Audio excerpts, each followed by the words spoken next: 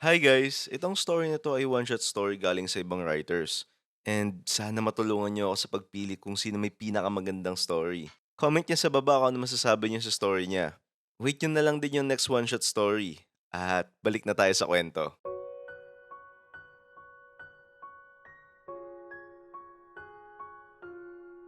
Minsan sa buhay, may mga bagay na hindi mo namamalayang lumilipas.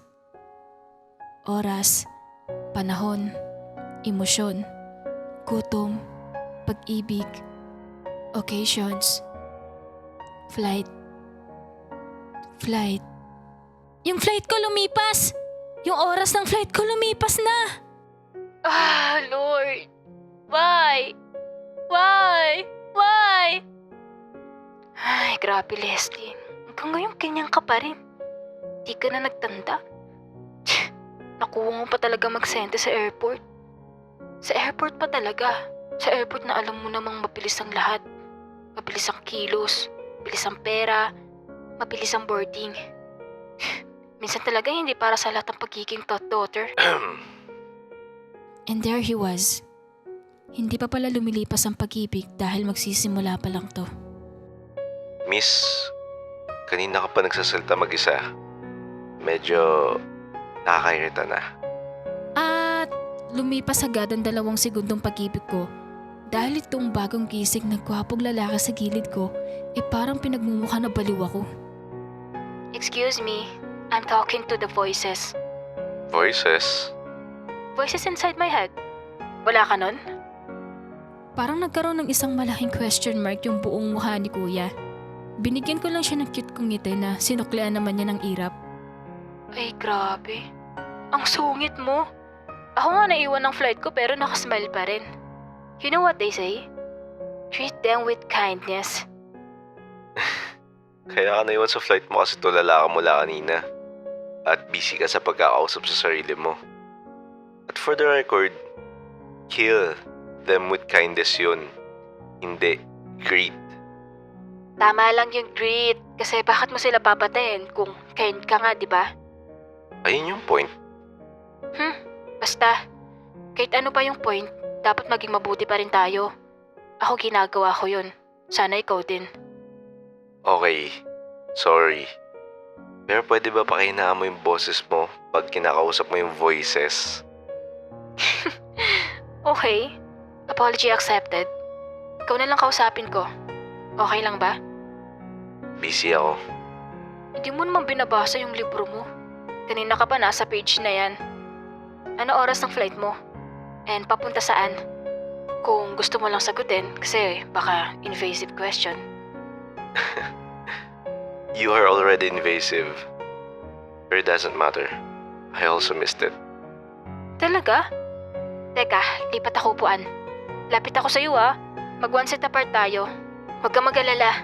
Baka sabihin mo super invasive. Tama na yung invasive lang. So, bakit nandito ka pa rin kung naiwan ka ng flight mo? Hindi ko alam. Totoo? Siguro, pareho sa'yo. Ayoko pang umalis. Ha? Gusto kong umalis Ang tagal kong hinintay na dumating yung flight na yun sa buhay ko. Alam mo yung feeling na ito na yun. May one shot. Ganun yung naramdaman ko nung nagbook ako ng flight. Gustong gusto kong umalis. Pero hindi ganun kadali. Maraming may iwanan. Maraming kailangang isugal. Pero tama ka. Ayoko pang umalis sa airport. Ayoko muna harapin yung katotohanan na nasayang gastos ko, na naiwanan ako. May susunod pa naman na flight. Pwede ka pa dun.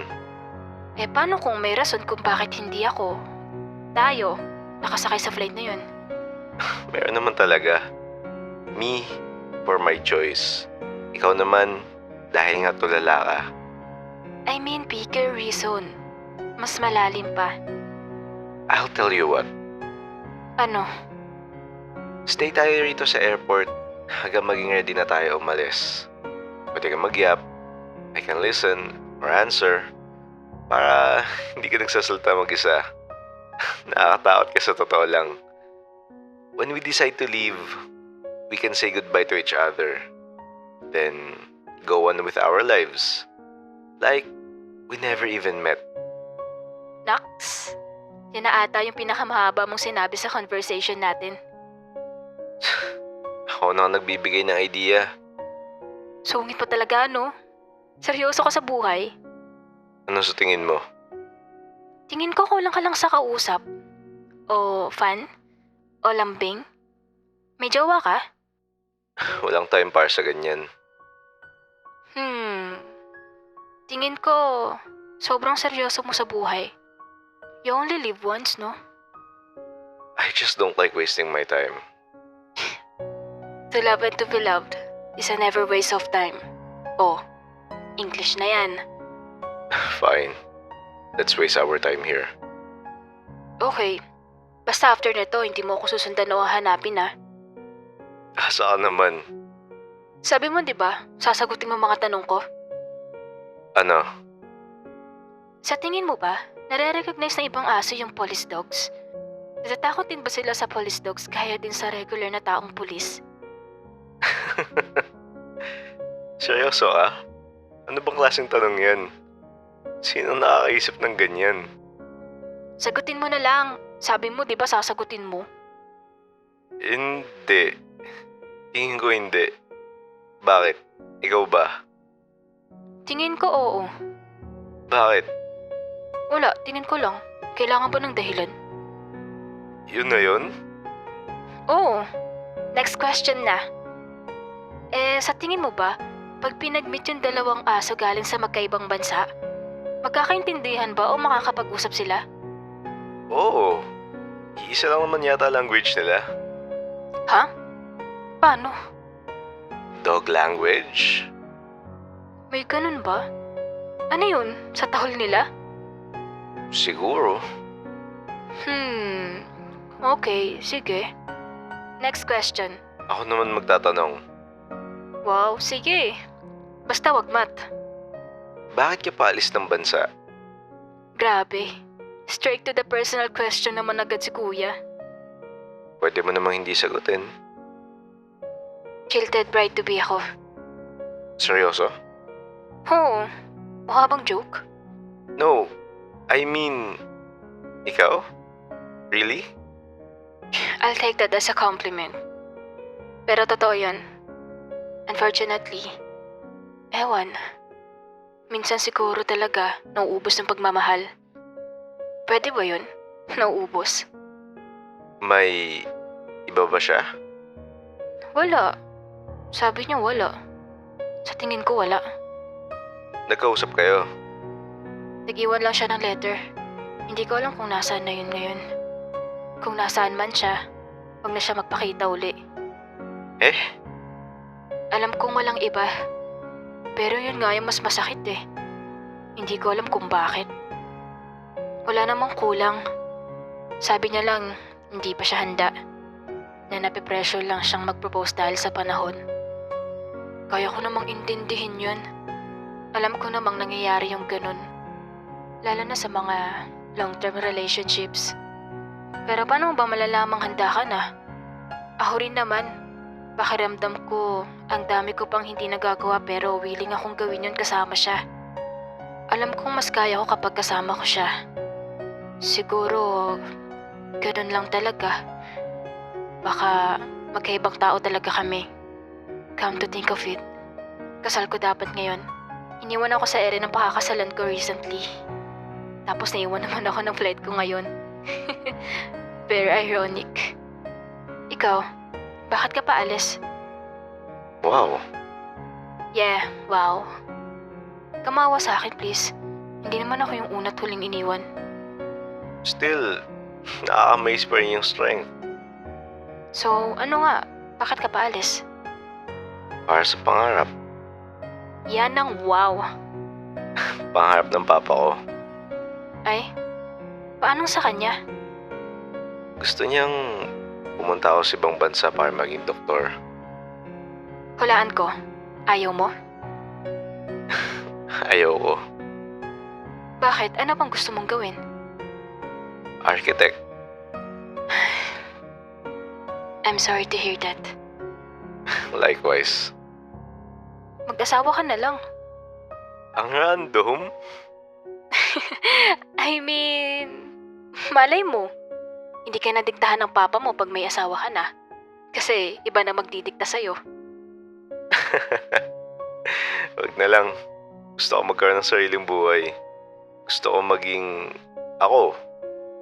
Does that make sense? Oo naman. Nagsasuggest lang naman ako.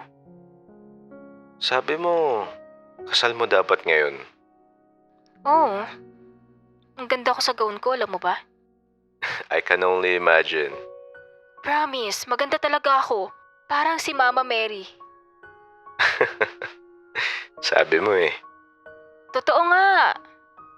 Oo nga. Hindi naman ako pumapalag. See? Crush mo ako, no? Asa.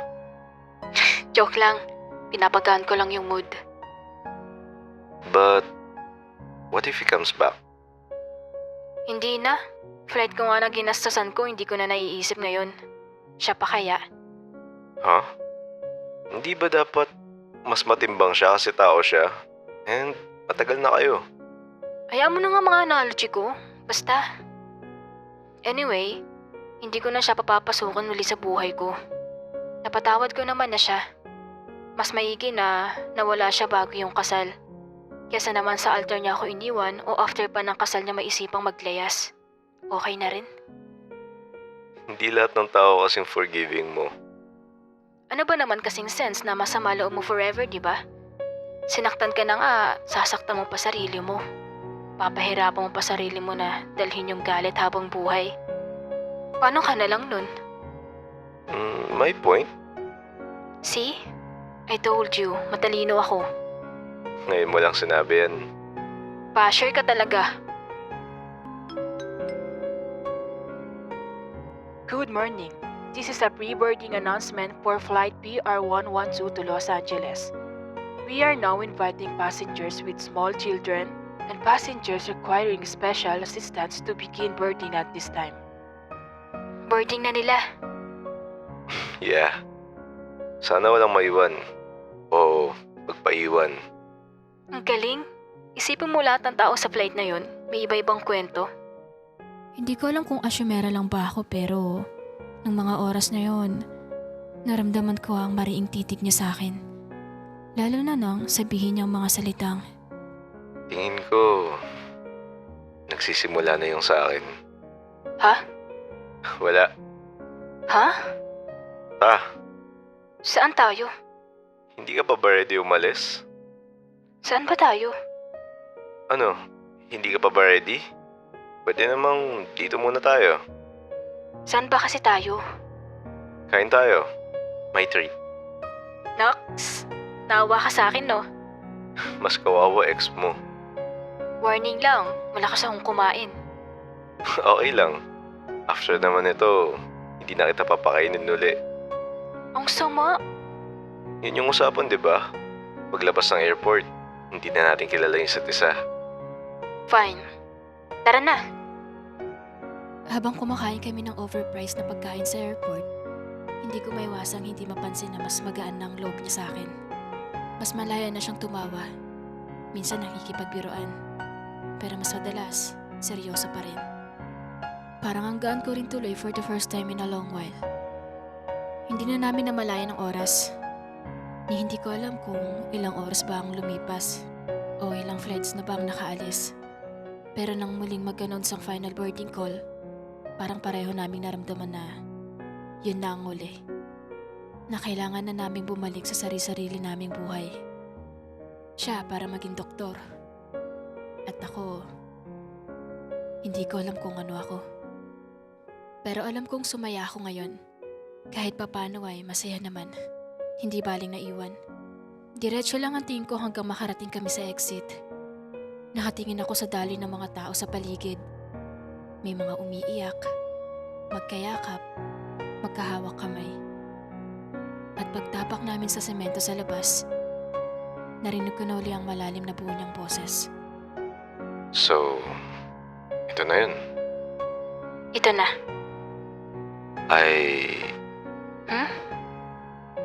I had fun. Ako rin. Thank you. Salamat sa libre at tsaka sa oras. Okay.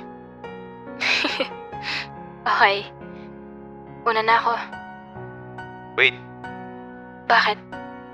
Inabot niya ang kamay niya sa harap ko. ako si Kurt. Ngayon ko lang naisip, hindi pa pala ako nagpapakilala.